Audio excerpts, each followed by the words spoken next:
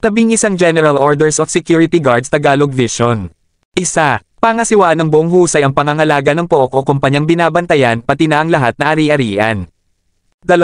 Tumakad ng laging handa at magmasid at makinig ng mabuti sa anumang nangyayari sa paligid. 3. Gumawa ng report tungkol sa mga katiwalian laban sa mga kautosang itinuro sa aking dapat ipatupad. 4. Ipaalam lahat ng tawag mula sa malayo kaysa sa aking bahay tanod. 5. Lisanin ang aking kinatatalagahan pagkatapos mahalinhan ng maayos. 6. Tanggapin, sundin at ipagbigay alam sa aking kahaliling tanod ang lahat na utos ng pinuno at opisyal ng kumpanya, supervisor, post in charge or shift leader. 7. Huwag makipag-usap kanino man habang nakatalaga maliban lamang hinggil sa tungkulin. 8. Magbabala kung may sunog o gulo. 9. Ipagbigay alam sa nakakataas na opisyal kung may anumang bagay na hindi nasa saklaw ng mga tagubilin. 10.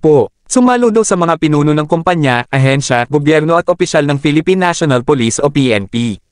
11. Maging mahigpit na mapagmasid lalo na sa gabi at maselang panahon, yusasaing mabuti kung sino ang bawat nakapaligid o malapit sa aking pinagtatanuran at huwag pahintulutang makaraan ang sino man ang walang pahintulot.